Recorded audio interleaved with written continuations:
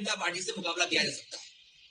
जितना तकलीफ परेशानी ये चुनाव को लेकर के दे सकते थे, और एसआईआर सच्चाई जो एसआईआर की ये है, बिहार के लिए एसआईआर आया कि नहीं आया वो अलग बात थी, लेकिन एसआईआर जो लेकर के आए हैं ये लोग, ये लाए हैं आपके स्टेट वेस्ट बंगाल के लिए। इस वक्त जो है अखिलेश यादव कलकत्ता में पहुंचे हैं। जैसे कि पता है वेस्ट बंगाल की चुनाव जो है बेहद नज़दीक है।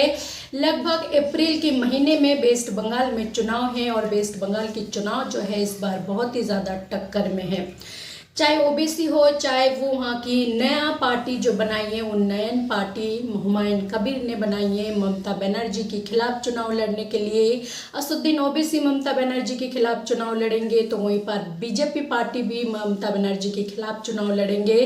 तो ममता बनर्जी की चुनाव जो है इस बार बेहद टक्कर में रहेंगे और उनकी चुनौती, बहुत बड़ा चुनौती है उनके लिए इस बार की बंगाल की चुनाव जीतने में।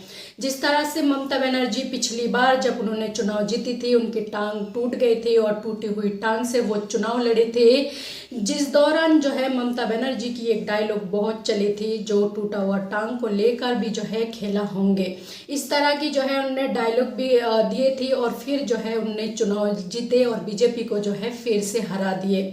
एक बार फिर से ममता बनर्जी एसआईआर मुद्दा को लेकर बहुत सारी उनकी पार्टी की विधायक को लेकर जो है विवादों में रही, वहाँ की मस्जिद को लेकर विवादों में रही। ऐसे में अब जो है उनकी साथ देने के लिए, क्योंकि चुनाव नज़दीक है, और उनकी साथ देने के लिए अखिलेश यादव पहुंचे हैं कलकत्ता में। तो कलकत्ता में ममता बनर्जी की साथ देने अखिलेश यादव पहुंचे हैं और वहां पर जाकर अखिलेश यादव किस तरह से बीजेपी पार्टी पर हमलावर होते हैं, एक बार सुने। जनता पार्टी से मुकाबला किया जा सकता है। जितना तकलीफ परेशानी ये चुनाव को लेकर के दे सकते थे, और एसआईआर सच्चाई जो एसआईआर की ये है, बिहार के लिए एसआईआर आया कि नहीं आया वो अलग बात थी, लेकिन एसआईआर जो लेकर के आए हैं ये लोग, ये लाए हैं आपके स्टेट वेस्ट बंगाल के लिए। और जानबूझ करके इलेक्शन कमीशन की जिम्मेदारी ये बनती है वोट बढ़े, ज्यादा से ज्यादा लोग वोट बना करके वोट डालने आए।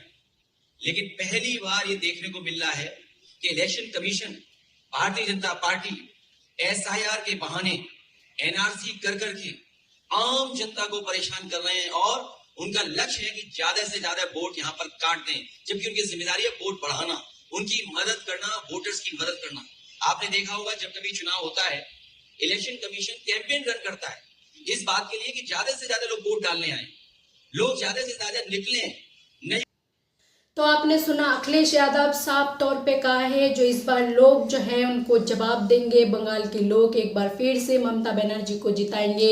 एक बार फिर से 2026 में ममता बनर्जी की सरकार आने जा रही है, इस तरह की जो है अखिलेश यादव ने बयान दिए। बीजेपी पर हमलावर हुई ममता बनर्जी की सपोर्ट में है, तो वहीं पर ममता बनर्जी भी जो है एड़ी चोटी का जोर लगाते हुए नजर आ रहे बंगाल में चुनाव जीतने के लिए। कभी वो हिंदुओं की वोट बैंक के लिए उनके मंदिर की घोषित करते हैं, कई बार मुसलमानों को मनाने के लिए जो है वो पुराने दिने याद दिलाते हैं। तो इस तरह से ममता बनर्जी जो है वहाँ की चुनाव की तैयारियां कर रहे हैं।